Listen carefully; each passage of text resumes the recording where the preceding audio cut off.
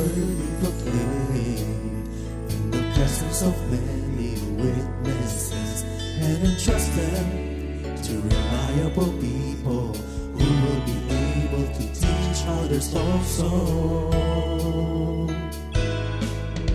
Take the teachings you heard me proclaim in the presence of many witnesses, and entrust them to reliable people who will be able to teach others also. Take the teachings you heard me proclaim in the presence of many witnesses, and entrust them to reliable people who will be able to teach others also. Take the teachings you heard me proclaim in the presence of many witnesses, and entrust them to reliable people who will be able to teach others also. 2 Timothy 2:2. Hallelujah, 2 Timothy 2:2. Praise the Lord. 2 Timothy 2:2. You and me, let us proclaim the gospel. 2 Timothy 2:2. Hallelujah. 2 Timothy 2:2. Praise the Lord. 2 Timothy 2:2. You and me, Let us proclaim the gospel of Jesus Christ.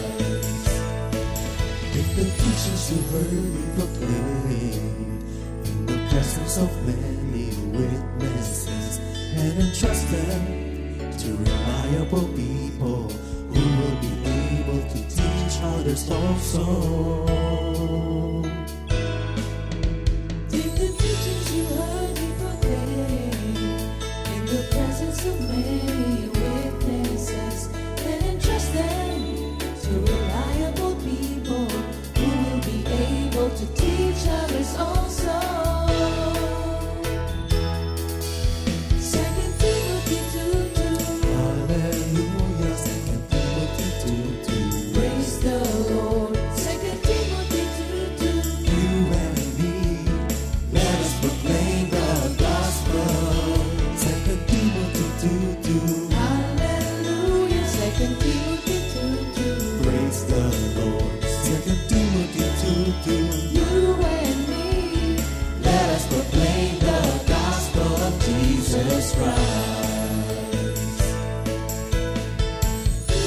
The harvest is plenty, but the workers are few.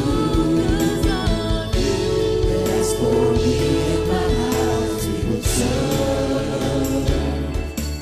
the Lord. We will serve the Lord.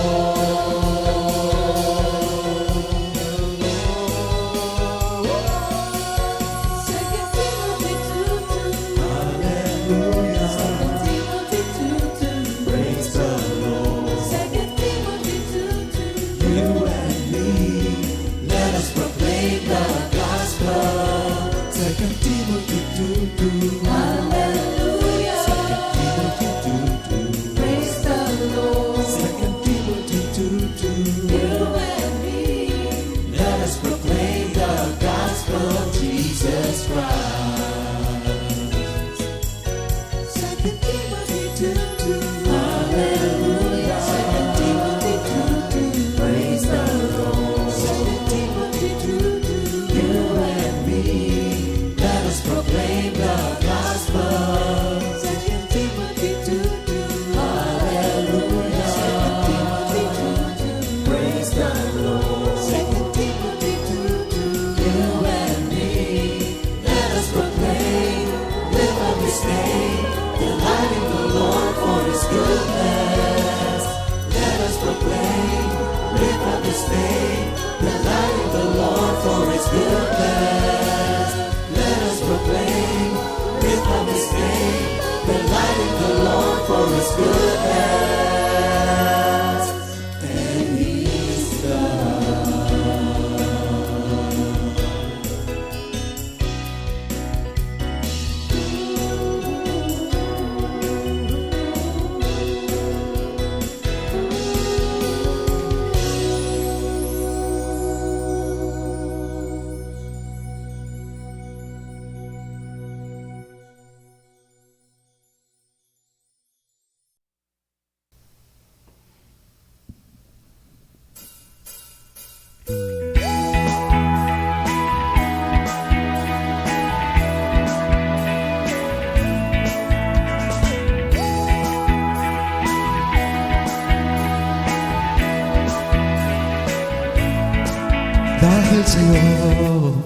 Jesus, ang kaligayahan na darama dahil sa'yo.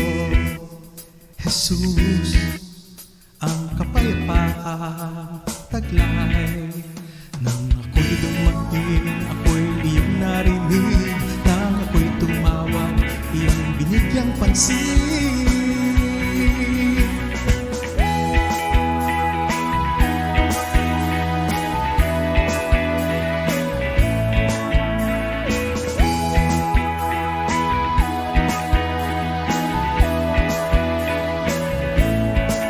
Dahil sa'yo, Jesus, ang kaligayahang nadarama.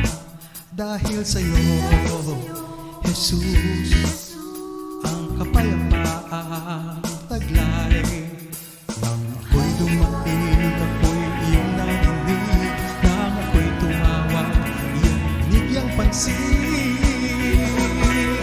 O Panginoon, kailangan kita sa buhay ko. O Panginoon, tapat ka magpakailanman. O Panginoon, dakila ka sa buhay ko.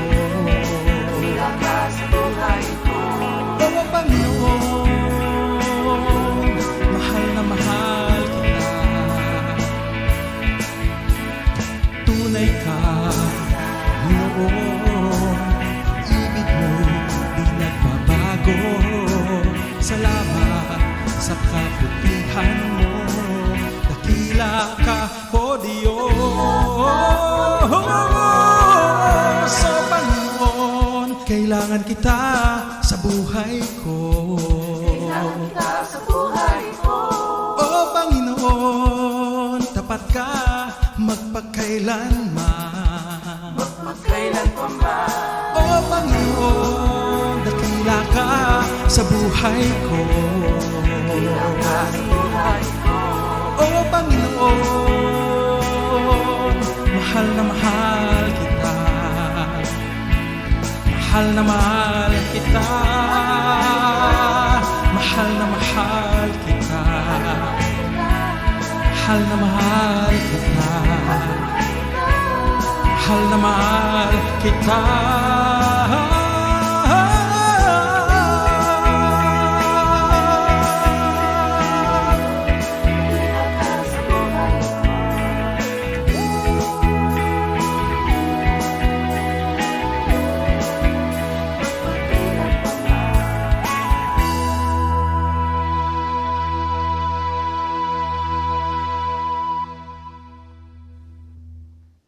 Good morning, Jesus! Wag po kayong magtaka. Ako lang po ito. Ako pa rin po ito. Magandang Martes ng umaga sa inyong lahat, mga kapatid. Kamusta naman po ang tulog ninyo? Ganapat kasi siya, tulog. Alive in Christ, tulog. Umulan, di nga tumuloy no? Oh, pero thank you Lord na rin doon sa ano.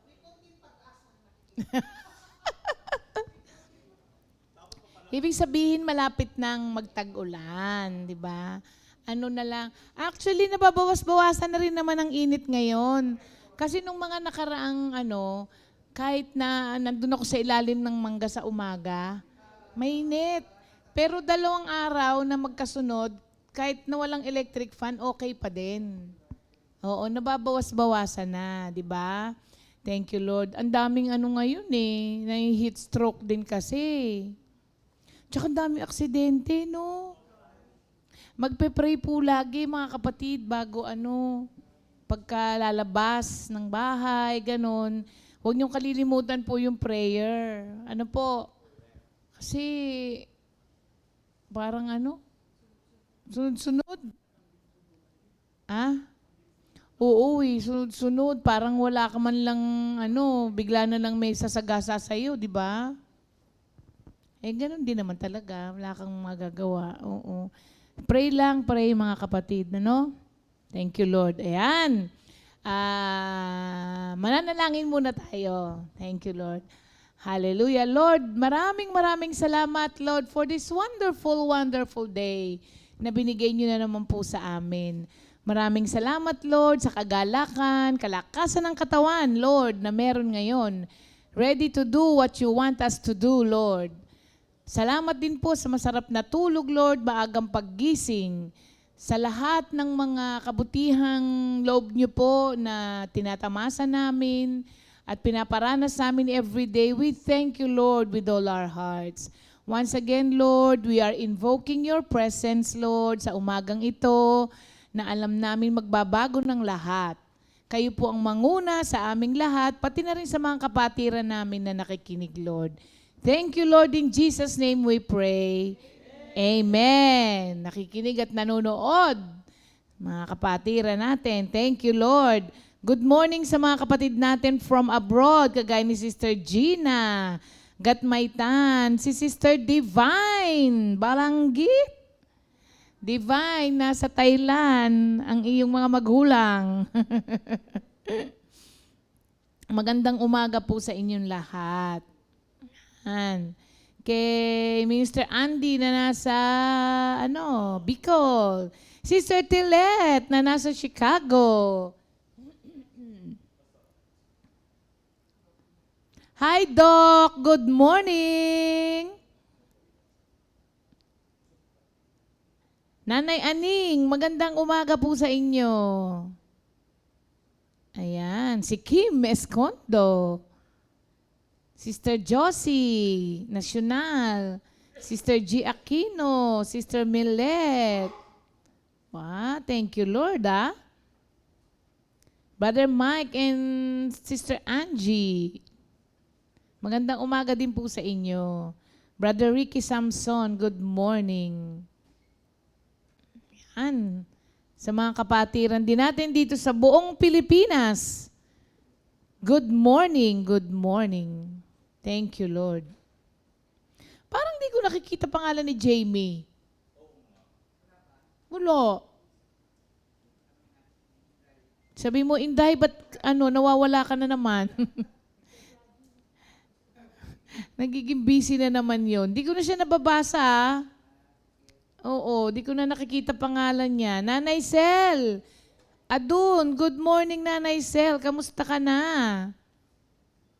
Minister Ali and Brother Enol, good morning. Diyan sa Pangasinan. Sa lahat ng mga kapatiran natin diyan sa Pangasinan. Magandang umaga. Magtatatlong buwan na ba si Enol? Wala pa siguro. Hindi naman siya nag-January, di ba? Magtatatlong, 2 buwan na siya doon. Pagka natutong magmotor. Alam nyo, mga kapatid, kapag hindi na kaya ng katawan, hindi nakakahiyang sabihin. Huwag tayong maging in denial kasi yung ating katawan is subject for decay. Kaya nga, sabi ni Lord, pagka magkikita tayong muli, bibigyan tayo ng glorified body. Kasi ito, imperfect eh. Kaya, sa atin kasing mga manggagawa, nakakondition yung mind natin na mamamatay na tayong naglilingkod. Tapos dahil everyday, ito lagi yung ginagawa natin, nawala sa isip natin na tumatanda na pala tayo. O sige, ako lang. Puro kayong mga in denial eh. Kaya tuloy minsan, may nararamdaman na ayaw pang sabihin, okay ako. Hanggang bumulagta na lang bigla. Oh. Kasi alam mo, mali yung thinking natin na we are not acting in faith kapag sinabi mong masakit ang ganito ko masakit ang ganito ko. Hindi. Pag may masakit sa'yo, sasabihin mo, Lord, masakit ang tiyan ko, Lord. Inuubo ko. Kasi kung sinabi mo, wala akong sakit, wala naman pala pagagalingin sa'yo si Lord. Wala ka naman pala sakit. Nakakalimutan natin yung ganun eh. Hindi po yun At saka, Oo, kasi hindi, ano yun eh. Maski si Lord, tinanong niya, what do you want me to do for you? Di pag sabi mo, okay ako Lord, okay ako, wala. Hanggang wala ka na pala. Kanina lakas-lakas mo lang, ngayon wala ka na. At saka, hindi po masamang pumunta sa doktor. Yan ang minsan mali natin. Sinasabi natin na wala tayong faith kasi nagpapadoktor tayo. Mali po yun. Oo. May mga pagtuturong ganon. Pero, alam niyo po ba na sa pagpunta niyong doktor, pumupunta ka, still, your faith is in God that He will heal you through this means. Diba? Kasi iba-ibang pamamaraan ang pag-heal ni Lord. Di ba maski si Lord, sabi, sige pumunta ka sa doktor, patignan mo. Oh, hindi masama, mga kapatid. Ang masama, pag yung bumulagta ka na lang basta-basta, di ba? Yes. Oo. Kasi, tingnan mo, di ba sila Lola Tess, kung tutuusin, retired na si Lola Tess. Pero wala kasing retirement kay Lord. Retired lang siya sa posisyon niya. Pero alam niyo ba na hanggang ngayon, lahat ng nagdi-deliver doon, baka mamaya may mga delivery boy nga na maging Christian Sasabihin niya, tanggapin mo si Lord. Sabi niya, hindi po, hindi ko sinasabing hindi ka sabi ko lang tanggapin mo si Lord. O, magdasal tayo. Oo, ganun siya lagi. At saka pag pupunta ka kay Mother, yung doctrine niya, hindi nakakalimutan. Yung sound doctrine niya. Oo, pati kung saan sa Bible, gano'n. Hindi niya nakakalimutan. Share din ang share. Oo nga. So, ayun, mga kapatid, take care of yourself. Paano may enjoy yourself? Sabi nga ni brother, enjoy yourself. Oo nga. Good morning kay Gio Aquino. Si Brother Gio laging nanonood. Thank you, Lord, no? Kamusta kayo? At si Ivy. Hello, Ivy. Kamusta na? Yan. Thank you, Lord. Okay, mga kapatid, para po sa ating memory verse of the week. Exodus 33:14. And he said, my presence will go with you and I will give you rest. Sa Tagalog, kanyang sinabi, ako'y isa sa iyo at ikaw ay aking bibigyan ng kapahingahan. Thank you, Lord. Okay, mga kapatid. Sa pagpapatuloy nung ating lesson kahapon, hindi ba? Napag-usapan natin kasi yung presence of God na kailangan makita mo si Lord sa creation, sa mga earthly gifts na natatanggap mo, sa trials mo. Ano pa yung isa? Sa work mo. Para ang lahat ng bagay na ginagawa mo, kinalulugdan mo rin. Kasi kapag may ginagawa kang isang bagay, tapos hindi mo gusto na iinis ka, double jeopardy ka. Napapagod ka na sa ginagawa mo, kaagad, ang sama-sama pa ng loob mo. Hindi lang double, triple jeopardy, pumapangit ka pa. Kasi hindi ka na maligaya. So, oo. So, pinag-uusapan nga natin yung presence of God, di ba? Pagka tinanong mo ngayon, where is God in your life right now? May mga sasagot, He is not. Di ba? Wala. So, alam nyo si Lord, hindi mapanghimasok. Hindi nga ifo-force yung sarili niya sa'yo. Pero, you are missing out on so many things kapag hindi mo in-invite ang Diyos o ang presence ng Diyos sa buhay mo. Ngayon, doon naman sa mga Kristiyano, minsan sasabihin, minsan nararamdaman ko close ako sa Kanya, minsan naman nararamdaman ko distant ako sa Kanya. So, what makes you feel close to God? Kailan yon? Ano yung mga nagpapa-feel sa'yo na close ka kay Lord? Pag may blessing ka, parang mababaw na motivation no? Kasi paano pag wala na? Parang mababaw na motivation. Ano naman yung nagpaparamdam sa'yo na malayo ang Diyos sa'yo? Pag di sinasagot ang panalangin mo? Di ba?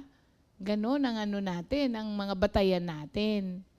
No wonder, ang ating Christian life ay parang dollar, fluctuating. Minsan mataas, minsan bumababa. Buti na lang ang dollar ngayon, consistent siyang mataas. Parang BP rin, di ba? Minsan soaring high. Minsan, parang sugar din. By the way, naku, thank you, Lord. Alam nyo ba, ang sugar ko kaninang umaga is 96. Yes. Thank you, Lord. Nag-below 100 ako uli. Glory to God. Hindi ko naman nagsabi. Bigyan kita mamaya. Ay, ano ba yung likod? Pakita mo muna sa akin para Oo nga, kinausap mo kasi ko So ano nga ba nagpapalayo at nagpaparamdam sa'yo na malayo ang Diyos sa'yo? So kahapon, pinag-usapan natin na bumababa yung aking dali lang, pagpapalitin ko lang. Hindi, meron pa ako nitong ganito Hahanapin ko. Yan. So pinag-uusapan po natin ang presensya ng Diyos sa atin. Ngayon, pag-usapan natin sa araw na to, mga kapatid, kung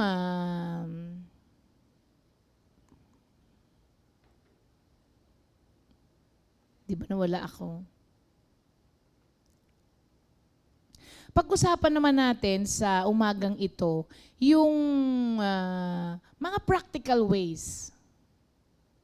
O kung ano yung mga, alam nyo, ang pinakasusi kasi, the key po in all of this, yung para ma-experience natin ang presence of God, is i-engage mo ang sarili mo in a personal pursuit for God. I-engage mo yung sarili mo ng personal pursuit for God na walang hinangad din naman ng Diyos kung hindi yung kausapin mo siya araw-araw, i-involve mo siya sa buhay mo para magawa niya lahat sa'yo kung ano yung plano niya. So, hindi po ba, kapag ka po ang mga lalaki, merong nakursunadahan na babae, tapos gusto mong maging asawa na yon, hindi ba? Intentionally, di ba, you will pursue a relationship with that woman. Intentionally, mga kapatid. Kaya nga nililigawan mo Kasi gusto mo na, magkaroon ka ng relationship with that person. Same thing with the Lord. Kailangan, meron ding ligawan na mangyayari sa inyong dalawa ng Diyos. Intentional ang gagawin po natin. Magbibigay ka ng intentional, mag-spend ka ng intentional time, mag-create ka ng intentional place, hindi ba? Para makipag-usap ka sa Diyos at i-invite mo siya sa buhay mo. Sabi ko nga sa inyo kanina, ang Diyos ay hindi po mag-i-force ang sarili. You have to invite Him. Pwede ba nating ayusin itong tumatagaktak ng aking pawis. Hindi ko siya maramdaman. Nasaan siya? Oo. So, naghihintay lang naman po, mga kapatid, na i-invite natin siya, ang ating Panginoon sa buhay natin, at i-involve natin siya. Sabi nga, nabanggit ko kahapon, sabi ni Dr. Stanley, yung awareness natin of God's presence ay napaka-importante, very vital ang God's presence para po maging kung ano tayong gusto ng Diyos mangyari sa buhay natin at para masunod natin yung purpose niya sa buhay natin. Kapag ang isang believer makes the commitment to search for God at anyayahan siya na engage ang Diyos sa lahat ng pangyayari sa buhay niya, may mga bagay na nangyayari sa atin. At itong mga nangyayaring ito ang nagpapatunay that you are really always in the presence of God. Unang-una, kapag you are in a continual pursuit or you are in a commitment na to pursue God and to search for God at i-engage mo siya sa buhay mo, ang unang-unang nangyayari sa atin, hindi siya nawawala sa kaisipan natin. Continually, nasa kaisipan natin ng Diyos. Kasi, alam nyo, hindi nyo po ito madidenay. Kasi meron tayong tinatawag na holy silence na nangyayari within us, na yung Holy Spirit within us silently working in our hearts and our mind. At yun yung nagiging guide natin. Hindi mo man naririnig ang boses, nararamdaman mo. Halimbawa na lang, mga kapatid, namatayan ka. Like for example, kay Pastor Rafi ngayon, di ba? Masakit yung mawalan ka ng mahal sa buhay. Pero, laging may nararamdaman kang comfort na hindi mo ma-deny. Alam mo yon? Kaya minsan ako, nung namatayan ako, bakit ba na masaya ka kahit namatayan ka? Kasi, di ba, ang thinking natin kasi, masakit, malungkot ka. Pero, alam mo yung holy silence, silently the Spirit is working within you na may masakit pero tinatabunan ng comfort na nararamdaman mo. Kaya tuloy parang nakakangiti ka pa din. Di ba kahit na merong masamang So parang hindi nawawala sa kaisipan mo ang Diyos. Na parang kahit anong mangyari sa buhay mo, ina-attribute mo lahat yon sa working ng Diyos. Kaya tuloy, helper kasi, di ba? Kaya gumagaang tuloy ang lahat ng bagay. So, continually, tapos alam mo, dahil sa nasa isip mo lagi ang Diyos, bawat nangyayari sa buhay mo, nagkakaroon ng kulay. Di ba parang makulay ang buhay dahil kay Kristo? At ang kulay ng buhay mo, iba-iba. Colorful talaga ang buhay mo kapag ka na kay Kristo. So, yun ang unang nangyayari sa atin. Pangalawa, dahil nga lagi siyang nasa kaisipan mo, ang Diyos, aware ka ngayon na pwede mong i-seek yung guidance niya continually also. Ngayon, hindi ka na konting kibot mo, Lord, gagawin ko ba to? Di ba? Minsan nga may bibilin ka lang. Lord, bibilin ko ba? Kailangan ko ba? Tinatanong mo na ngayon lahat. Humihingi ka na ng guidance. Ako natutuwa ako dun sa mga Kristiyano na hindi makagawa ng desisyon hanggat walang word. At hindi talaga sila kumikilos ng walang word. Napaka-powerful nun, mga kapatid.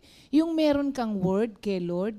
So dahil alam mo na He is there, nasa kaisipan mo siya palagi, hindi rin matigil na bawat kibot mo kay Lord, kay Lord, kay Lord. Di ba, mga kapatid? So, napansin naman din natin at lagi naman pinapatunayan sa atin na kapag kumilos tayo ng walang guidance ni Lord, malamang sa hindi, failure. Oo. So, madaling salita, palpak. Kasi nga, walang guidance. So, nakakatuwa yung ngayon, yung nagsisik ka lagi ng guidance kay Lord. Kasi alam niyo mga kapatid, God is interested in every detail of your life. So kung aware ka sa presence ni Lord, kailangan yung preference ng Diyos sa mga bagay-bagay ang lagi mong susundin. Pati sa pananamit mo. Pag nagdadamit ka, aalamin mo ano bang preference na ni Lord. Ay, Christian na ako ngayon, di na ako dapat nagdadamit na kita yung hindi dapat makita. Hindi ba? Ito na naman, may masasagasaan na naman ako. Alam nyo, aabot kayo sa punto na ganun. Kapag ka pala yung relasyon nyo sa Diyos ay lumalalim, bumababaw ang mga bagay-bagay na dati sa'yo, napaka-importante, pero ngayon parang ang babaw na lang. Di ba, alam mo na kapag ka nagsusuot ka ng mga damit na kita yung mga kung anong hindi dapat makita, tapos nagagalit ka. Hindi ko, excuse me po doon sa mga Gabriela o mga na parang ang ina-advocate nila, wala daw kinalaman ang pananamit ng isang babae sa paningin ng ibang tao sa kanila. Hindi ako maka-agree doon na hindi daw porke nananamit ang babae ng kita yung tiyan niya, pwede mo na siyang bastusin. Ganon. Ako nga kababae kong tao, pag may nakita akong nakangik-ngik short, sinusundan ko talaga yung kahit babae, kung mahilig ako sa magandang legs sinusundan ko talaga ng tingin. Paano na kaya yung lalaki? Alam nyo, physiological din po yung ganun sa lalaki. Kumbaga, kinreate kasi sila na ganun. Kahit na kay Lord po yun. Ang lalaki, kinreate talaga ang stimulation ng lalaki, kadalasan by sight. Ang babae, by, hearing. Kaya nga, di ba yung mga babae parang tumitili pagka may mga concert, yung mga ganon. Di ba minsan kahit nga hindi maganda itsura, pagka magandang kumanta, boses, ganon, nai-inlove sila, ganon. Pero ang lalaki by sight. Ba't ba ako napunta doon? When you are living in the presence of God, dapat yung preferences na ng Diyos ang sinusunod mo sa buhay mo. Sa lahat ng bagay. Yun nga, isa lang yung sa pananamit, di ba? I hope and pray na yung mga Christians ay umabot sa ganung relasyon sa Diyos na maintindihan mo na hindi mo kailangan na magdamit ng ganun para makakuha ka ng attention. Oo, maging disente. Oo. Kasi alam nyo ba, mga kapatid, yung mga pinapakita ngayon ng mga babae, ang dapat nakakakita lang dyan, yung magiging asawa nyo. Hindi lahat ng lalaki. Dapat yung magiging asawa nyo lang ang makakakita. Hindi pag yung, mga kabataan kasi ngayon di ba? Labas na ang lahat ng ilalabas. Ganon, na dapat, in the future, ang makakakita lang yan ay asawa mo. Hindi ba? So, madaming magdi-disagree sa akin dito, pero aabot din po kayo sa punto na ganon, na ikaw din magsasabi sa sarili mo na, kung makikita kaya ako ng Diyos na nakaganto, mapiplease kaya siya? Ayun, di ba? Yun. Ngayon, ang nakakatuwa dito, mga kapatid, dito sa patuloy na you are continually seeking His guidance dahil nga you are in His presence. Minsan, ako madalas na ganito, lalo na pag wala akong kasama, naglalakad ako, kinakausap ko si Lord. Alam niyo yon? Na minsan bigla akong maaalala, mama, may nakita sa akin dito.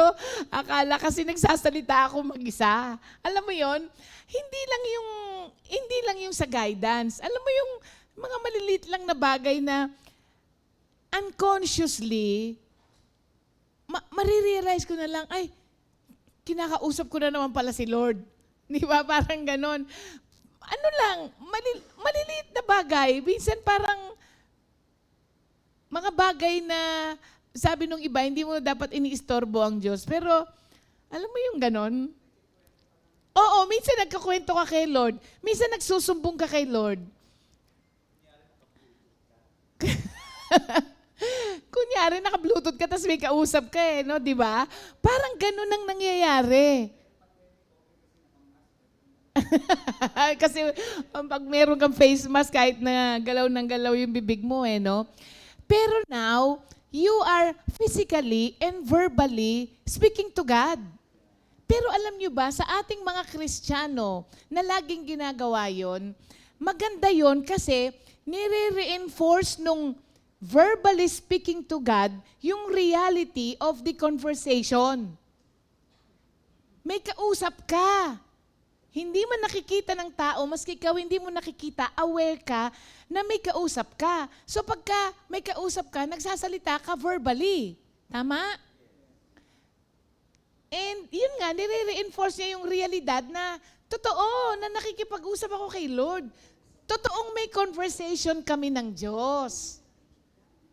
Kesa naman sa wala. O, di ba? Ako pagkaano, Lord,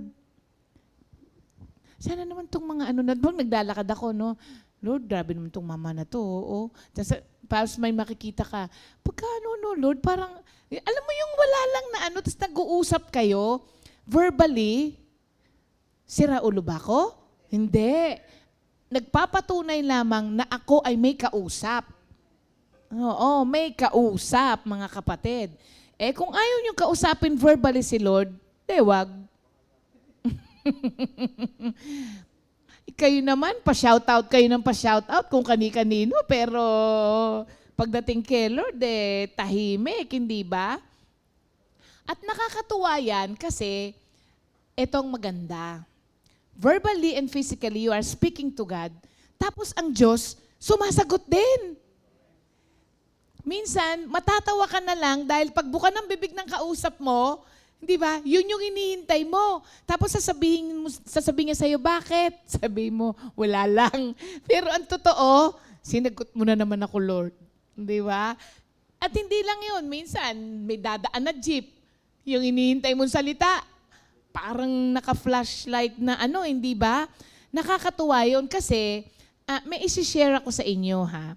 Yung kapatid ko, si Winnie, nung nabalitaan nga niya yung sa anak niya, iyak daw siya ng iyak nung gabi. Tapos, napapapray siya na na Lord, wag mo kunin sa akin yung anak ko. Sabi daw niyang ganon. Wag muna, sabi niyang ganon. Tapos, di raw siya makatulog. Ang ginawa niya, nanghingi daw siya ng word kay Lord. Alam niyo kung ano yung binigay ng word ni Lord sa kanya? Share ko sa inyo, ha? Kausap niya kasi si Lord dito gabi na. Dito sa Isaiah 30, 18-21. Ito ang word ni Lord sa kanya. Ngunit ang Diyos ay naghihintay upang tulungan kayo at kahabagan. Diyos na makatarungan itong si Yahweh, kaya mapalad ang lahat ng nagtitiwala sa Kanya. Mga taga-Jerusalem, hindi na kayo tatangis ng matagal. Kayo'y diringgin niya sa inyong pagdaing. Kung ipahintulot man ni Yahweh na kayo'y magkasakit o magdanas ng hirap, siya na inyong guro ay hindi magtatago sa inyo. Maririnig ninyo ang kanyang tinig at siya ang laging kaalakbay ninyo upang ituro ang daraanan. Sabi niya, grabe ting. Para akong literal na kinausap talaga ni Lord na kung ano yung kailangan ko, yun talaga yung word ko. After daw nung word na to, nakatulog siya. Tapos, pag nagigising siya, mag-iisip na naman daw siya, babalikan daw niya yung word na binigay sa kanya ni Lord, kakalma na naman siya. So, nakita niyo po ba kung ano ang nagagawa ng presence ng Diyos sa buhay natin? Hindi ba? Sobra mga kapatid itong pagpapala na meron tayo na hindi kayang bili ng pera. Sa mundo, para may makausap ka, magbabayad ka ng mahal. Mga psychiatrist, psychologist, di ba? Ang mahal-mahal na nga ng bayad mo, pagkaroon ng 1 oras, time's up. Di ba? Si Lord available anytime. Tapos anywhere. Available siya. So, nakadalawa na tayo. Pangatlo, dahil sa presence ni Lord, sa buhay natin at aware tayo, tinitignan natin siya as our constant companion. Hindi ba? Hindi ka ba nagtatanong or nagwa-wonder, nasan kaya ang Diyos ngayon? Di ba? O kaya, ano kayang nararamdaman niya sa akin? Hindi ka na magwa-wonder ng ganun. Kasi nga, constant companion mo siya eh. Kabisado mo na siya. Alam mo na siya kasi close na kayo eh. Pagka-close na kayo ng isang tao, minsan nagtitinginan na lang kayo, nagkakaintindihan na kayo. Kilala nyo na kasi ang isa't isa. So kung ang Diyos, ang constant companion mo, kapatid, hindi ka na palaging step no, step yes. Hindi ka na ganun. Hindi na ang buhay mo kesera-sera, whatever will be, will be.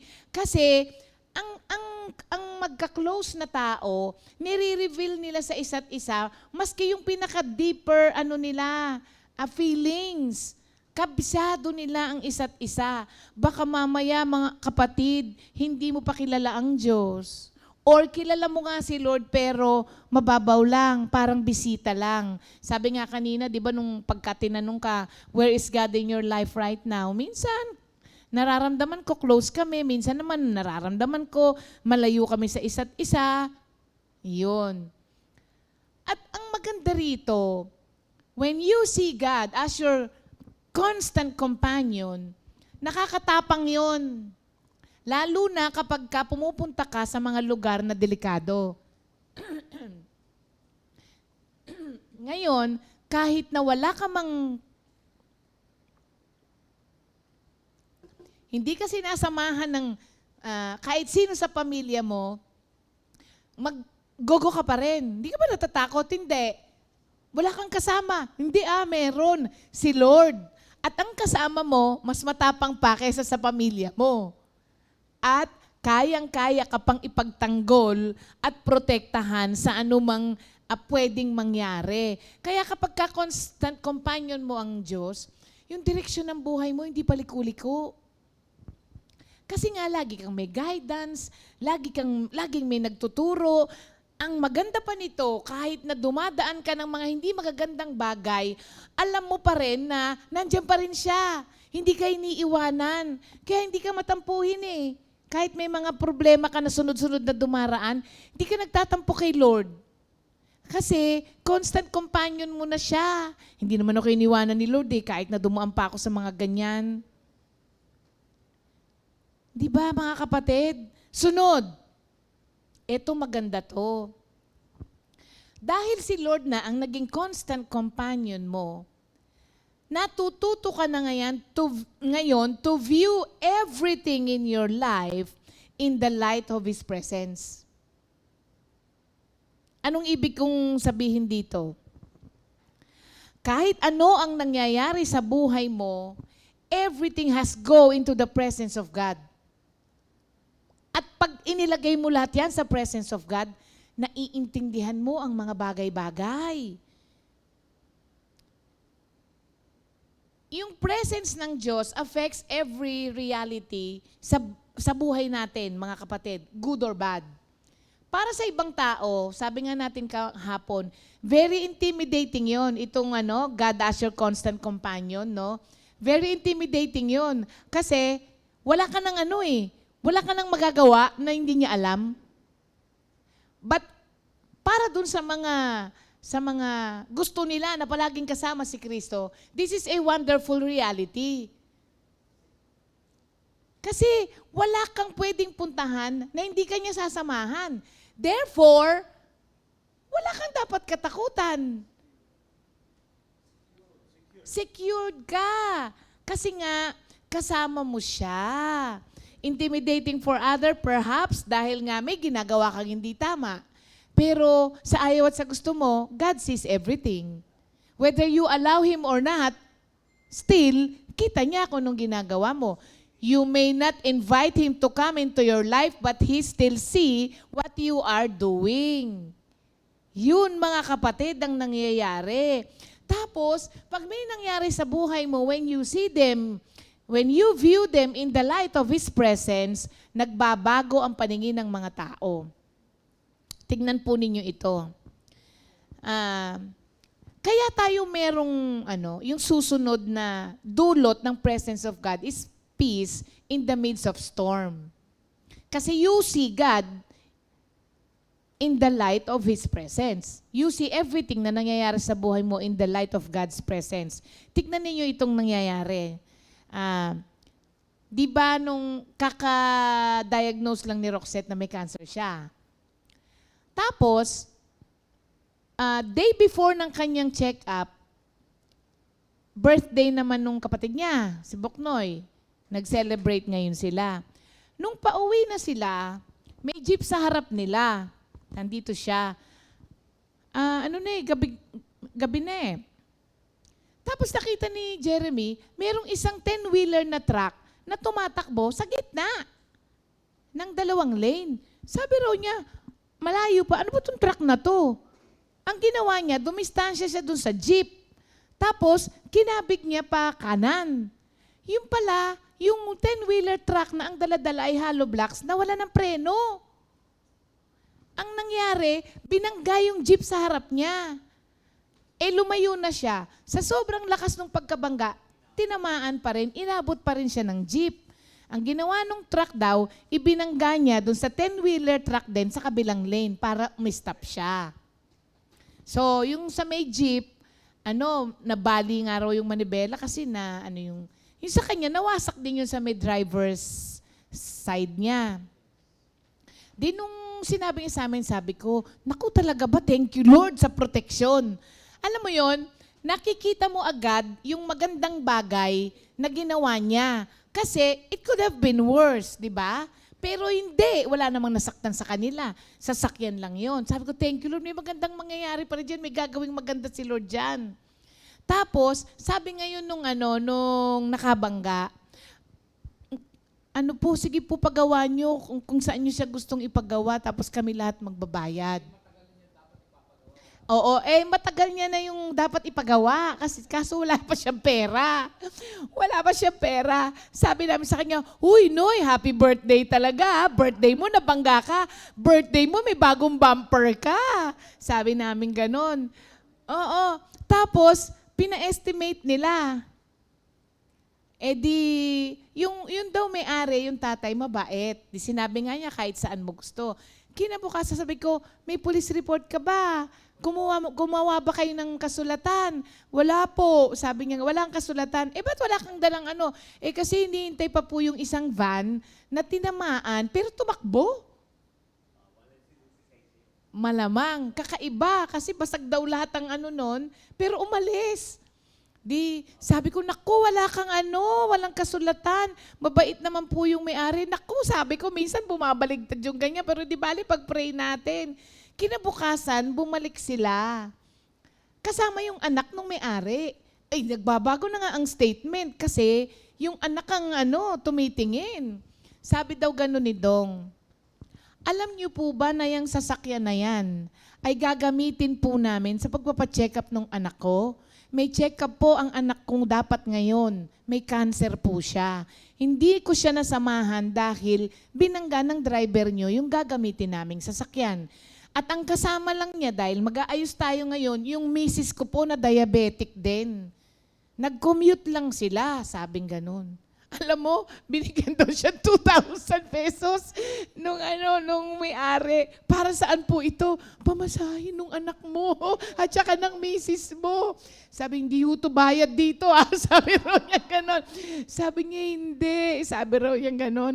Tapos alam nyo, kung magkano yung sinabi nung talyer, binayaran sila. Binigay yung panggawa sa kanya, tapos dinagdagan pa ng another 2,000. 2,000 pesos. Nakikita niyo po ba, mga kapatid, if you... Gusto ka pero sabi natin, wag, biglang o lumasatin, pero sabi ko, desire lang. Sige, mamaya yan, babe. Saan na ba ako? Yung presence of God. Everything changes, mga kapatid, when we pursue and cultivate this awareness of God's presence. Nagbabago ang mga bagay-bagay na dapat ikagalit mo yun. Diba? At pwede kang mag-question. Pero kapag ka tinignan mo ang lahat ng bagay in the light of God's presence, nagbabago.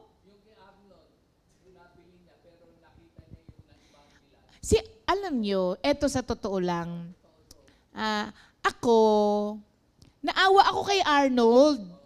Kasi nga 'di ba bumili yung mga ng mga sakyan. Yung nabili niya, hindi niya para sa amin, hindi niya nakita yung mga nung binili niya. Ako sabi ko, kawawa naman si Arnold. Sabi ko, yung nabili pa niya, madaming problema. Ganun nga, hindi niya nakita, ganito. Pero ako naawa ko kay Arnold. Kasi nga, parang gusto niya magkasasakyan, tapos nagkasasakyan, dahil pang problema. Hindi ba? Pero, pagka tinatanong ko siya, ewan ko kung na-justify niya yung ginagawa niya, pero mukhang hindi naman. Yun talaga siya eh. Yun talaga yung niya. Oh, wait lang, babe. Wait lang. Kalma lang, babe. Kalma lang. Sabi niya, kaya daw niya yung nabili dahil doon sa may-ari kasi ang bait naman sa kanya. Tapos sinyeran niya ng sinyeran ng word. Sa sobrang pag-share niya sa kanya, di ba, ako nakikita ko rin naman talaga yung paggalaw ni Lord doon sa sitwasyon niya.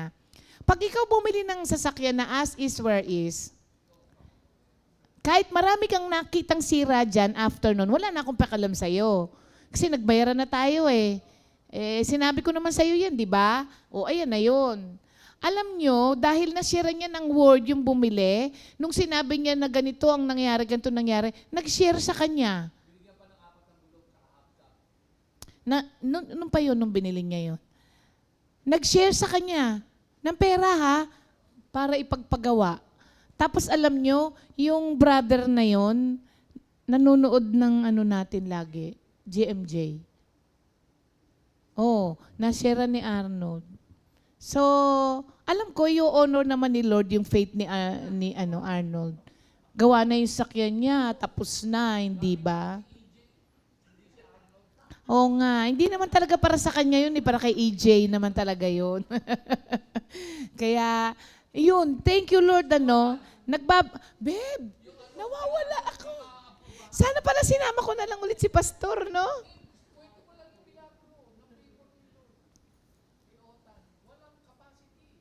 Oo nga, na-share na natin. Na-share ko na. Oo, na-share ko na. Oo, puro mga milagro talaga. Simula nung unang panahon sa Biblia, pansinin niyo sa Old Testament, miracles happen kapag sa buhay ng mga na binabasa mo ay nandun ang presence ng Diyos.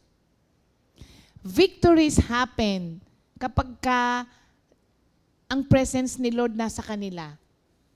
Pero every time na wala, natatalo. Kaya ang panalangin ni David, di ba? Tama ba? Si David nga ba yun? Oo. Si Moses? Samahan mo kami kung hindi kami tutuloy.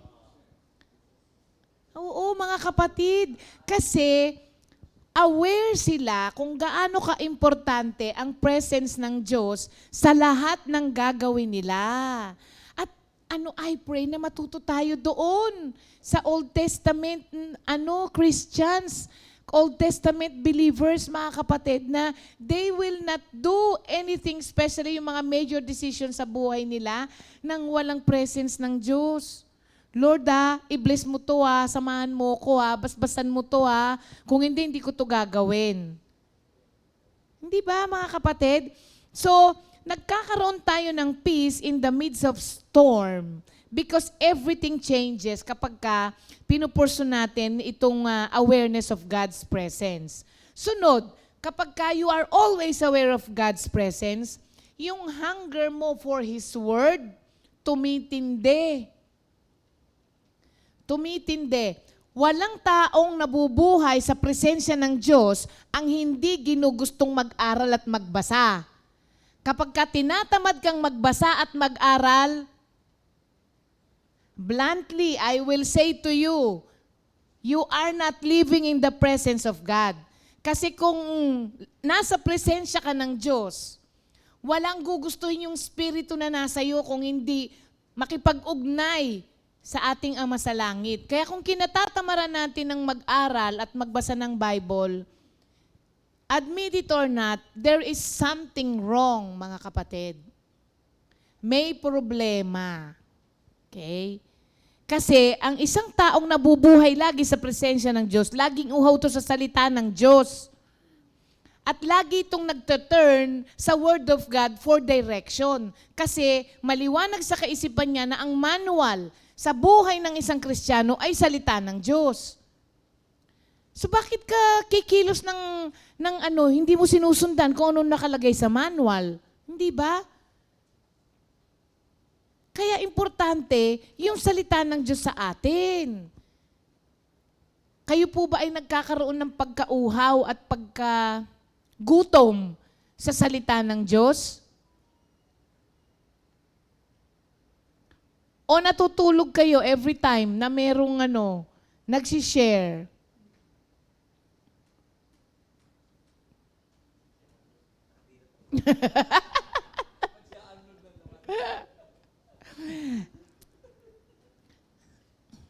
Sample lang naman yun. Nasa presensya siya ni Lord ngayon.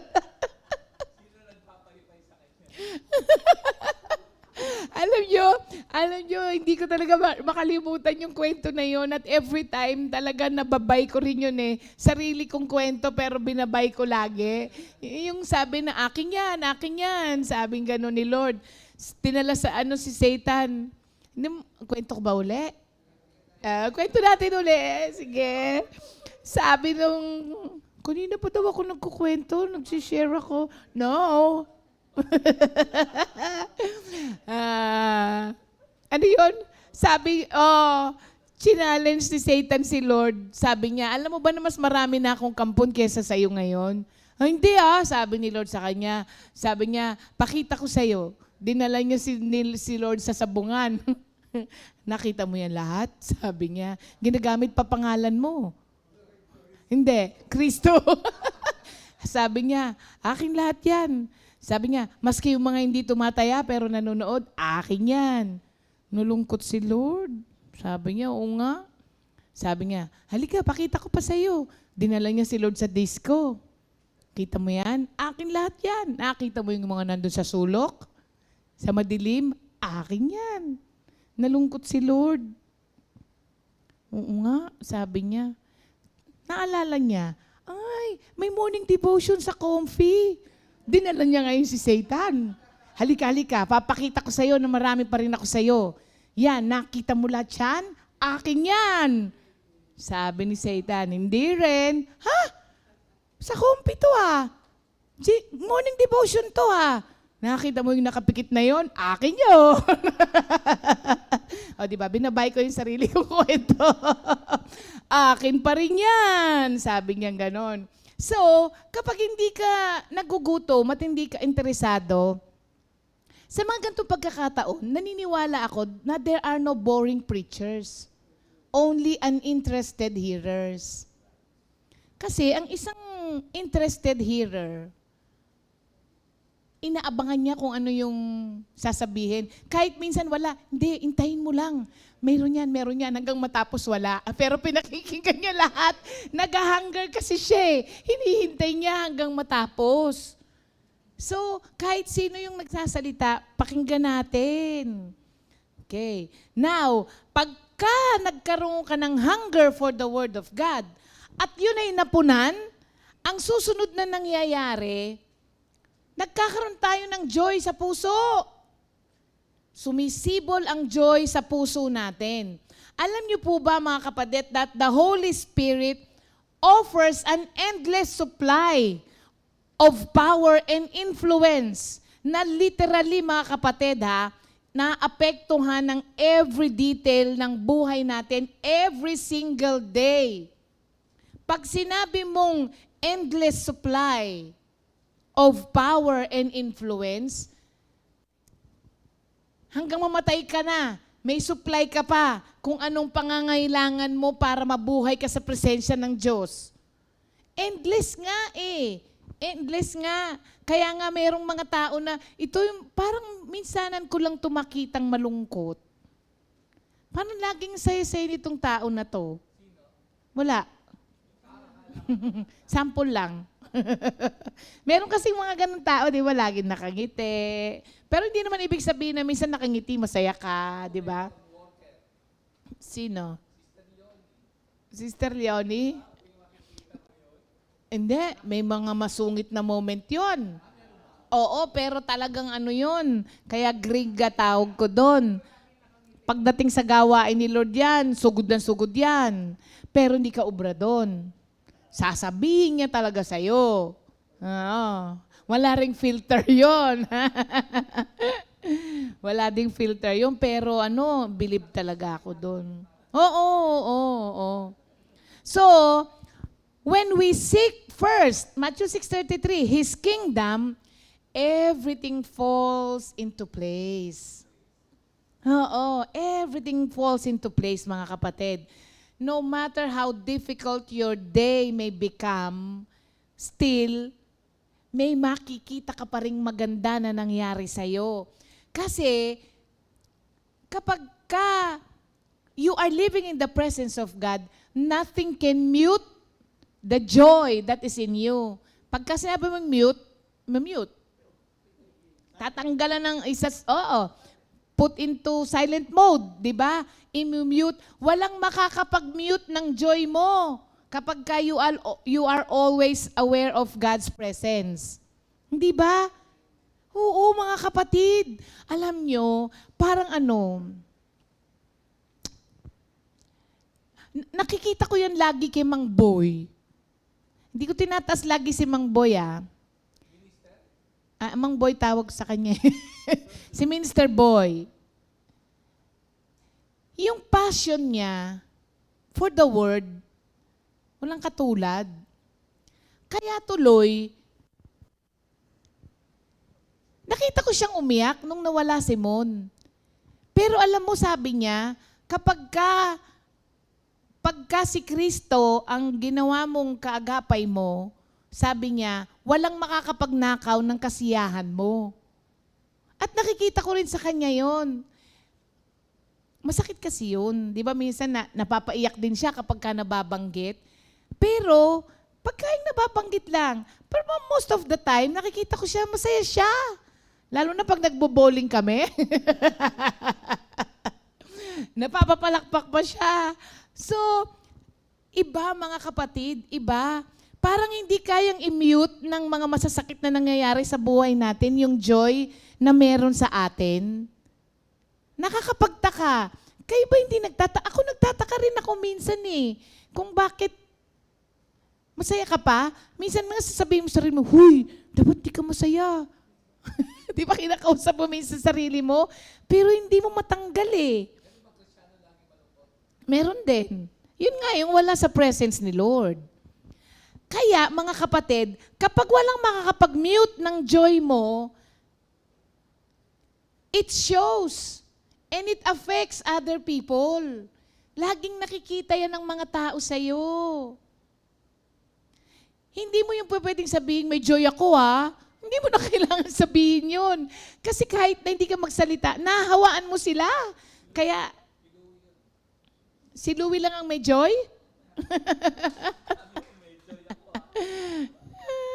May joy din ako Hindi lang ikaw May joy. And it shows, mga kapatid. Hindi mo pwedeng sabihin, may joy ako, pero malungkot ka. Sabi, hindi, nakatago lang. Nire-reserve ko. Hindi pwede. Yung joy na yan, it always shows. Sunod. Kapag nasa presence tayo ni Lord, we are more conscious of the good things that God brings us. Yun nga yung sharing natin kahapon, di ba? Ang liliit na bagay, pero yung joy na dulot sa'yo, thank you Lord, thank you Lord, thank you Lord. Sasabi, bakit? May ayuda. Magkano tinanggap mo? 500! Parang, 500 lang? Sabihin ng iba, 500 lang? Pero sa'yo, conscious ka na ngayon dun sa James 1:17 na maski maliit na bagay, it comes from God. It comes from above. Yun yung added joy dun eh. Alam mong galing kay Lord. Halimbawa, yung kahapon na sharing ko, pakwan lang yun. Ang mura lang ng pakwan, kaya mong bumili ng pakwan. Pero ibang klase, yung alam mo na yung pakwan na kinakain mo ay sinadya ng Diyos na makarating sa'yo. Hindi lang gawa ng tao, kung hindi Diyos mismo ang gumawa ng paraan para makain mo yun sa araw na yun. May added joy doon, mga kapatid. May added joy doon kaysa sa inabot lang sa'yo ng katabi mo, binigay ng kapitbahay mo. Iba yun na yung pinag-pray mo siya tapos ibinigay, alam mong ang Diyos ang nagparating sa'yo. Iba yun. Iba yun, mga kapatid. Parang ako minsan, hindi ko naman kailangan yung bagay na minsan na dumarating sa akin. Pero dahil alam ko na kaya yun napunta sa akin kasi si Lord nagbigay, nagkakaroon ka ng joy. Hindi ba, mga kapatid? Sino yan tumutunog na yan?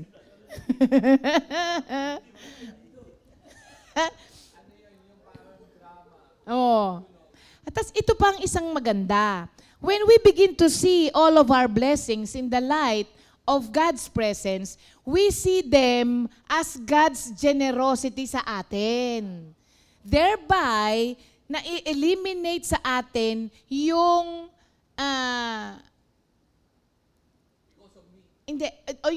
tsaka yung isa, anong tawag na? Entitlement.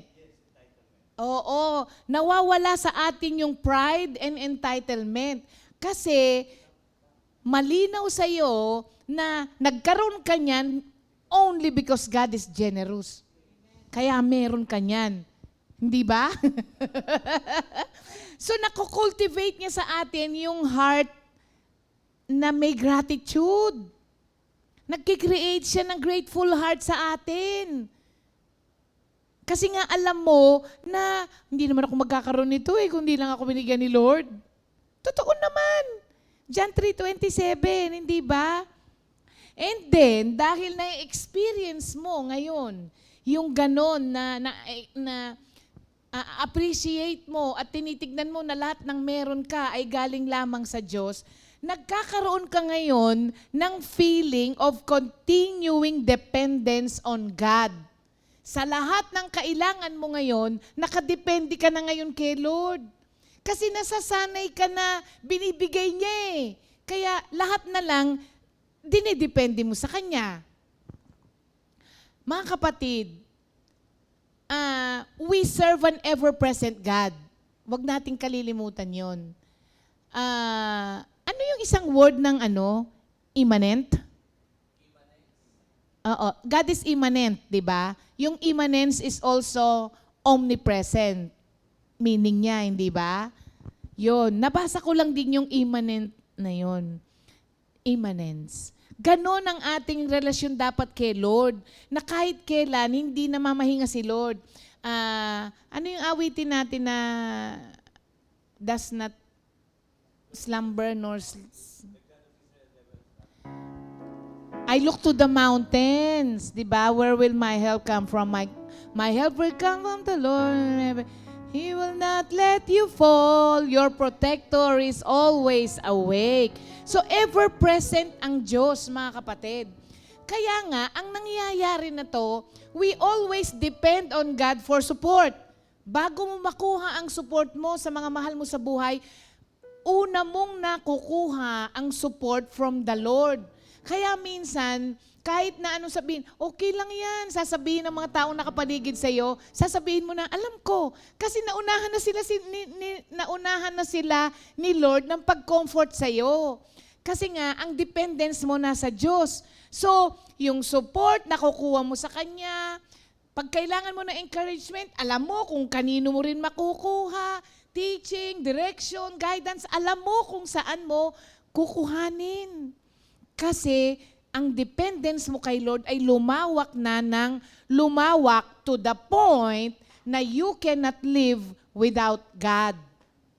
Dapat umabot tayo sa ganon. Anong kanta dyan? Oo nga. O dapat ito daw yung ating maging awitin, mga kapatid? Oo. Ang hina naman yan, Lord. Lord, I need you in my life. I am nothing without you by my side. Teach me to do your will, for you are my God.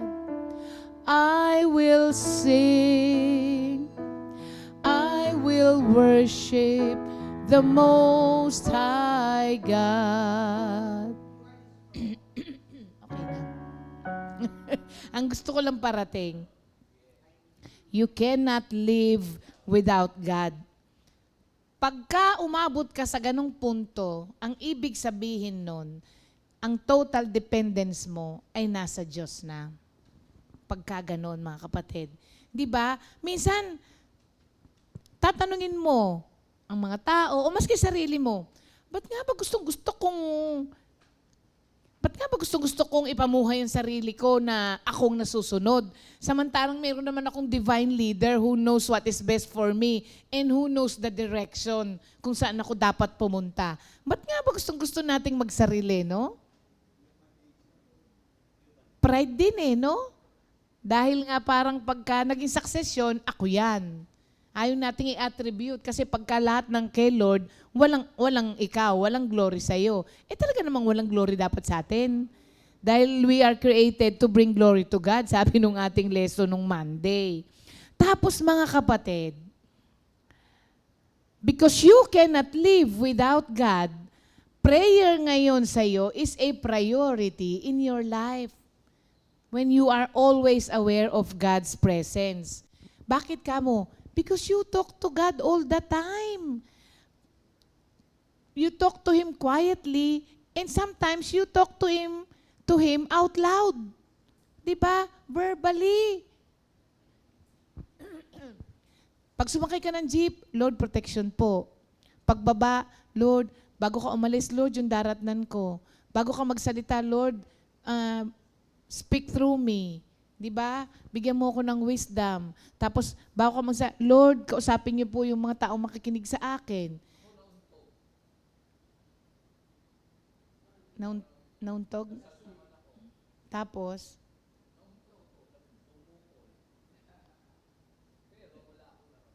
Ayo.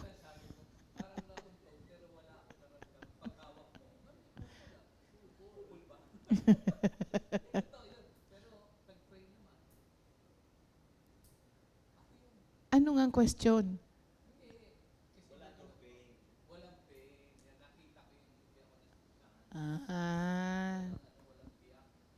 Okay.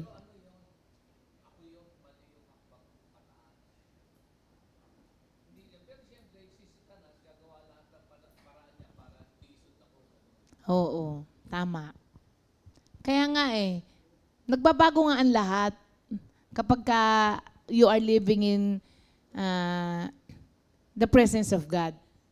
So ang prayer, nagiging priority na sa buhay natin. Nasa traffic ka, Lord, hawiin niyo na po yung daraanan. Diba?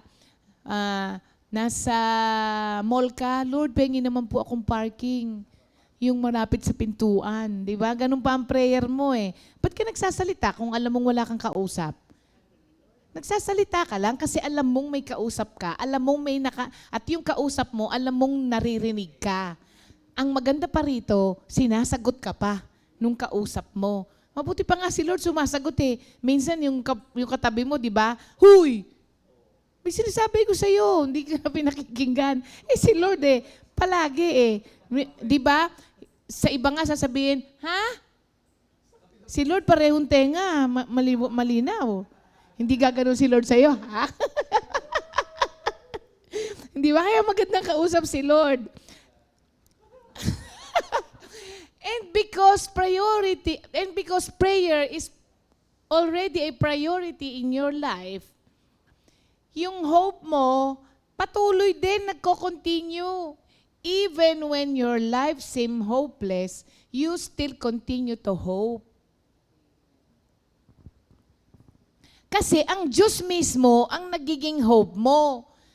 Naiintindihan mo yung kahulugan ng pag-ibig niya sa'yo na napakataas, napakalalim, napakalawak, hindi masukat. Yung iba, mga kapatid, kapag ka ganun ang pamumuhay natin, biro mo, may cancer ka na. Ako, kay Aida, pagka nakakausap ko si Sister Aida, mga kapatid, nakaka-encourage siya at nakakapagbigay siya ng pag-asa. At the same time, nakaka-correct siya. Nakaka-rebuke siya. Kasi wala kang cancer, pero grabe kang magreklamo. Tapos itong isa, may cancer na, siya pa nag-i-encourage. Wala kang cancer, pero sambako lang mukha mo. Ito, may cancer, pag nagsishare sa amin, kapag na, kinimo ako, masaya pa siya. Hindi siya masaya dahil may cancer siya. Masaya siya kasi sa journey niya, bawat nangyayari sa kanya, nakikita niya ang kamay ng Diyos. Sabi niya, biro mo, Tari, magkano pala yung aking chemo? Ang chemo ko pala, every chemo ko pala ay naabot ng, magkano nga ba yung ni Sister Aida? Pero wala siyang binabayaran. Tuwan-tuwa siya doon. Pati vitamins daw niya ngayon, may mga nagbibigay. So, kahit may sakit siya, may magandang ginagawa pa rin ni Lord, kaya meron pa rin siyang ipinagpapasalamat. Mga kapatid, no child of God is hopeless. Kasi God Himself is our hope. Kaya kung talagang si Lord ang Panginoon mo, hindi ka pwedeng maging hopeless. Tapos ngayon, ang isa pang ginagawa ng presence ng Diyos sa buhay natin, sinasala niya ang lahat ng decision na gagawin natin through God's will, through His will. Alam niyo yung binibistay? Binibistay natin ang lahat ng decision. Sift ang tawag doon. Sift yata, S-I-F-T lang, no? Tama? Sift. So, you learn to sift everything, every decision na gagawin mo through God's will. Hindi ka na ngayon gumagawa ng sarili mong desisyon. Mga kapatid, not all good things are God's will.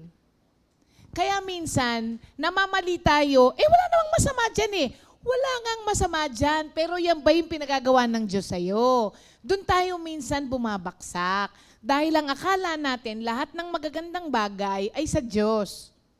Lahat ng mga mabubuting bagay, gawin mo lang yan. Si Lord yan, hindi. Dapat, ang tanungin mo, eto ba ang kalooban ng Diyos sa akin? Lalo na sa mga big decision natin sa buhay, mga kapatid. Kung ikaw ay nabubuhay sa presence ng Diyos, ang salita niya, ang panuntunan mo, pag sinabi ba ng Diyos sa'yo na huwag mong ligawan yan, kahit gustong-gusto mo, hindi mo gagawin? Minsan, tinatanong ka pa, ang linaw-linaw naman sa salita ng Diyos. Di ba minsan sasabihin niya, pwede ko kayang ligawan? Christian ba siya? Hindi eh.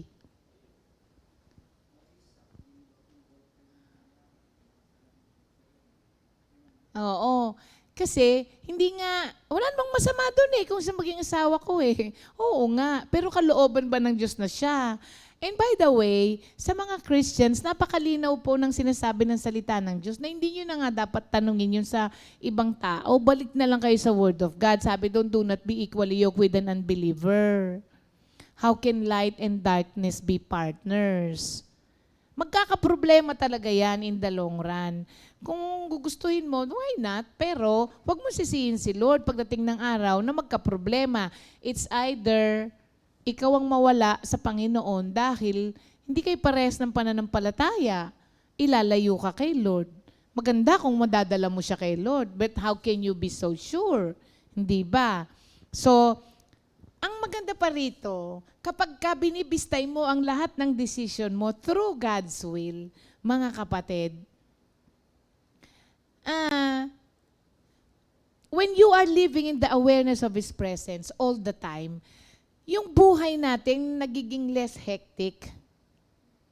At saka, nagiging mas peaceful siya. Ako ito natutunan ko in the hard way. Kasi dati, lagi akong stressed out, kaya tanataas ang BP ko. Because I am trying to control things that are out of my control. Doon nang gagaling ang ating stress. Pilit natin kinokontrol ang mga bagay na kahit maglupasay ka, hindi mo kayang kontrolin. Nung natuto akong ibigay lahat kay Lord, at si Lord ang may trabaho ni Lord yan. Minsan kasi, like for example, sa mga mahal natin sa buhay, yung trabaho ni Lord, gusto natin tayo gumagawa. Tapos minsan, nagrereklamo ka. Ano ba naman itong mga kapatid ko? Sino ba naman kasi nagsabing problemahin mo ng ganyan yan? Di ikaw ang umanap ng stress sa buhay mo, pag-pray mo sila. Ibigay mo kay Lord. Sabihin nila, baka pag binigay ko kay Lord, ganito mangyari. Alam nyo, hindi totoo yun. Baka pag binigay mo kay Lord yan, mamatay yan. Hindi rin totoo yun. Pag binigay mo kay Lord, gagawin ng Diyos ang nararapat at kalooban niya sa taong yun. Kaya ibigay mo yun o hindi, pagka kukunin yan. Hindi dahil sa kinuha siya dahil ibinigay mo kay Lord. That is not true. Kasi si Lord may sariling will, may sariling plan sa bawat isa sa atin. At yun ang masusunod. Regardless kung papayagan mo o hindi, yung pa rin ang masusunod. The Lord's will is always carried out. Kaya, pag binigay mo kay Lord, gumagaang talaga ang buhay. Kasi tayo rin minsan gumagawa ng problema natin. Ngayon, nakakatulog na ako kaagad. Kasi hindi na ako nag-iisip. Kasi dati nag-iisip ako. Hindi nyo nga alam iniisip ko nga yung bawat isa sa inyo Parang di ko naman parang di ko naman trabaho yun. Ba't ka ba inaako ko yung trabaho yun, no? Si Lord na ang bahala. And then, when we are always aware of God's presence, yung worship natin kay Lord becomes more real and rewarding. Ngayon, pag konting awit mo lang, may nagagawa yun sa'yo. Konting awit mo lang na napapayapa yung puso mo. Hindi ba? Pagka halimbawa, nag-aaligaga ka na naman. O kaya mo, may sakit ka. Konting salita lang, rise and be healed in the name of Jesus. Let faith arise in your soul. Alam nyo mga kapatid, isang technique na natutunan ko. Kasi hindi naman lahat ng oras, pag nagbasa ka ng Bible, naaaliw ka natutuwa ka. Kapag ka ganun yung damdamin mo na parang wala, sara mo muna yung Bible mo. Stop ka muna. Pumunta ka sa isang lugar, tas kumanta ka. Totoo, kumanta ka. Ako pagkain ganon, lagi kong anong umpisa nung naging paborito kong kantang The Goodness of God? I love you, Lord. Alam nyo, pagka yung ganon, pagising ko sa umaga, kinakanta ko yun. I love you, Lord, for your mercy never fails me. All my days I've been held in your hands. From the moment that I wake up until I lay my head, I will sing of the goodness of God. Tapos pagka, pumunta ka dun sa, in all my life you have been faithful. All my life you have been so, so good. And every breath that I am able, I will sing of the goodness of God. Pag kinanta nyo ng kinanta yan, hindi nyo na namamalayan na engulf ka na nung presence of God. Hindi mo nga alam, hindi mo na intention na umiyak. Magugulat ka na lang, may tumutulo sa'yo. That is the time na, alam mo, nandun ka na sa presensya ng Diyos kasi na-consume ka na nung presence ni Lord. para kang yung basang sisiw na gumanon ka na lang doon sa isang lugar, no? So, yung worship mo, nagiging rewarding. Ah, nag, malaki na ang nagagawa sa'yo ngayon ng worship mo kay Lord. And worship is not just singing, yung sinasabi ko. It is a way of life. Nagiging way of life na siya, mga kapatid. Oo. Tapos parang hindi na sa'yo ang worship sa'yo ngayon, hindi na yung pag-Sunday lang. Every day, nagiging worship sa sa'yo. Every day. Tapos, because your worship has become more real and rewarding, now, you are walking in obedience to God as a way of life na. Napakadali na sa iyo ngayon ng mamuhay nang naayon sa kalooban ng Diyos. Nag-stop yung Napakadali na sa iyo ngayon ng sumunod sa kalooban ng Diyos. Kahit minsan hindi mo nararamdaman na parang gusto mong gawin, ang dali ng sumunod sa iyo. Dahil ikaw lang yan, ikaw lang hindi may gusto niyan. Pag ginawa mo yan, malalaman mo later on, yun yung mga moment na kaya pala. Ang dali na ngayon. Hindi ka na ngayon nakipagbuno kay Lord. Ay Lord, sige, gusto mo ba akong wag mo nang umalis? Hindi ako aalis. Kahit na gusto mong pumunta sa isang lugar, pag sinabi ni Lord na, hindi ka pupunta dyan. Okay po, Lord. Madali na sa'yo ngayon. Hindi ka na nakikipag-away. Hindi ka na nakikipagtalo kay Lord. Kasi nga, naging way of life mo na yung obedience sa Kanya. Ano ba nag-gain natin pag nagdi-disobey tayo? Problema. Ba't gusto nating ginagawa nga yun, no? Ewan ko nga ba. Para nga namang may problema talaga yung utak natin. And lastly, last na Monday na uli. Wala na sa Monday. Oo. Lastly, dahil sa lahat ng mga bagay na ito na ginagawa ng presence of God sa buhay natin, nagkakaroon po tayo ng stronger and more intimate relationship with the Lord. Ngayon, kahit na anong paninira na ang gawin ni Satanas tungkol kay Lord, alam mo ba? Di ba parang may mga ganyang kaibigan minsan, hindi pala kaibigan yon. Alam mo ba? Sabi ni ganun ka daw. Yung mga naggaganyan, naninira ng friendship yan. Naninira ng relationship yan. Si Satan yun Sa relationship mo between you and the Lord, si Satan ang naninira dyan, kaya bubulungan ka niyan. Alam mo ba? Pero if you are always living in the presence of God, walang makakasira. Kasi nga, strong na yung relationship nyo. Kaya kahit anong marinig mong paninira ni Satan, hindi Hindi ako pababayaan ni Lord. Di nga ako iniiwan kahit saan Hindi mas grabe pa nga yung problema ko dati. Niligtas ako ng Diyos dyan Naku, alam mo ba, mamamatay ka na dahil sa sakit mong yan. Dahil sa strong ang relationship nyo ni Lord, ano ngayon? Di mapupunta na ako sa langit. Maiinis na sa'yo si Satan, alam mo ba? Kapag ka-strong na yung relationship nyo ni Lord. So, why would you want to live outside the presence of God when, kung mabubuhay ka within the presence of God, kakamtan mo ang lahat ng bagay na to? Abay, may tama na lamang ang isang taong gustong mamuhay outside the presence of God kapag ka mapapasayo naman pala lahat ito. May tama ka, kapatid. At yung tama mo na yan, dadalin ka sa hindi tama. Thank you, Lord. So, mga kapatid, itong maghapon na to, live it in the presence of God. Huwag nating kakaligtaan yun. Hindi mawawala yung may mangiinis sa'yo. Hindi yun mawawala. We live in a fallen world. We associate with people na fallen din. Kaparehas natin, nangangailangan din sa Diyos. Pero kapag nasa presence ka ni Lord, balik ka lang. Alam mo naman yun. Balik ka lang doon, mga kapatid. Thank you, Lord. Happy birthday, Brother Benny de Guzman. Isa lang?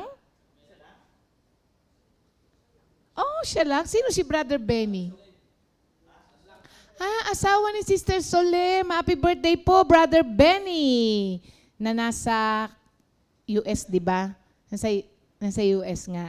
Thank you, Lord. Happy birthday po.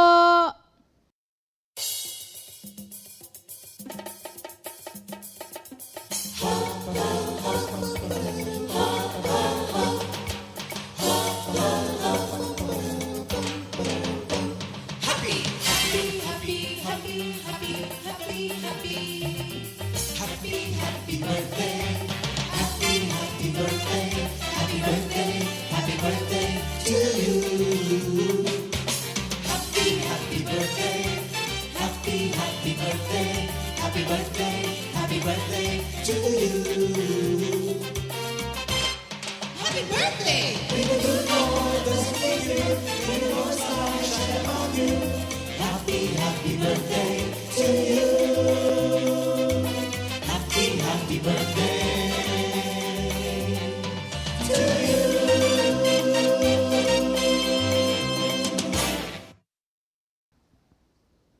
Happy birthday po muli, mga kapatid. Thank you, Lord po. And our repeat new song of the week, Author of Salvation, composed by Brother Darwin Datu. God bless you all. Have a great day in the presence of the Lord.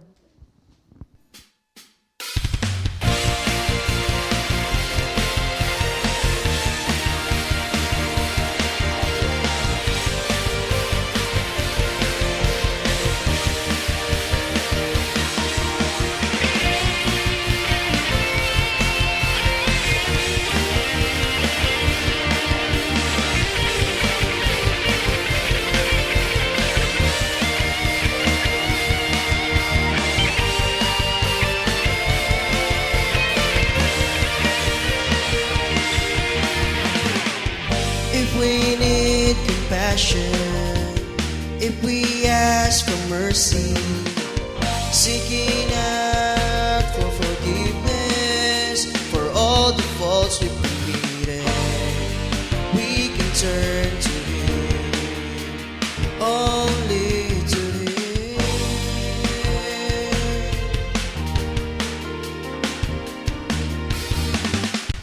If we need kindness, if we need redemption, one who understands us, one who look past and past, we can count on Him, only to Him.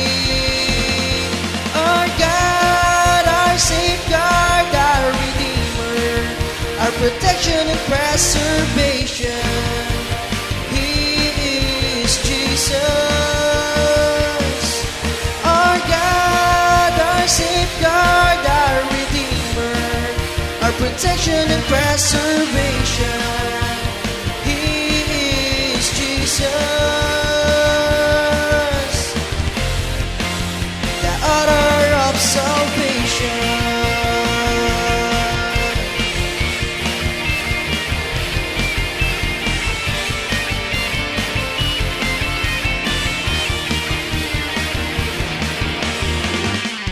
If we need compassion, if we ask for mercy, seeking out for forgiveness for all the fault we committed, we can turn to Him, only to Him.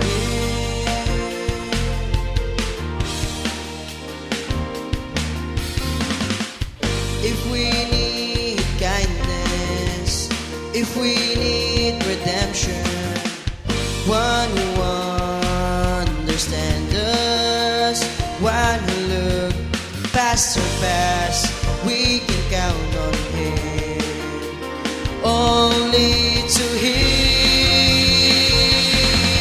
Our God, our safeguard, our Redeemer, our protection and preservation, He is Jesus,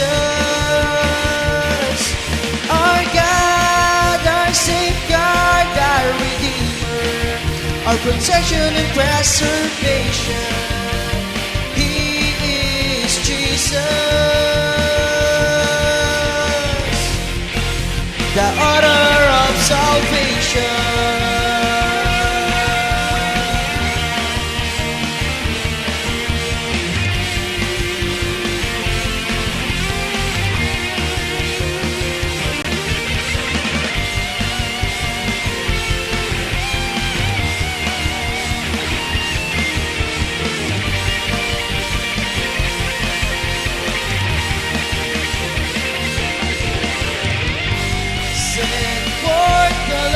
burdens to Him.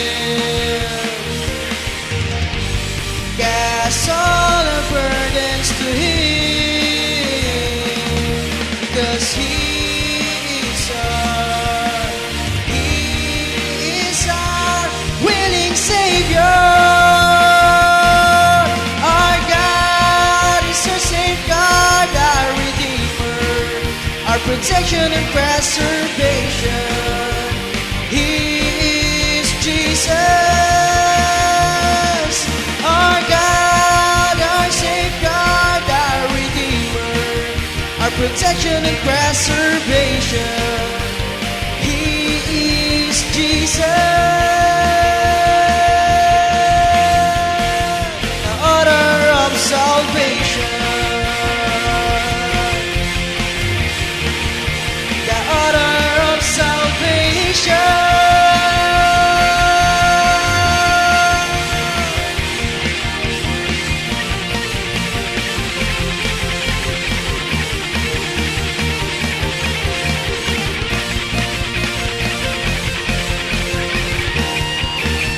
The author of salvation.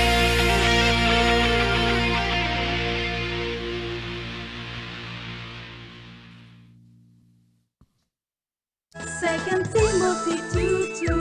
Hallelujah. Second Timothy 2:2. Praise the Lord. Second Timothy 2:2. You and me, let us proclaim the gospel. Second Timothy 2:2. Hallelujah. Second Timothy 2:2. Praise the Lord. Second Timothy 2:2. You and me, let us proclaim the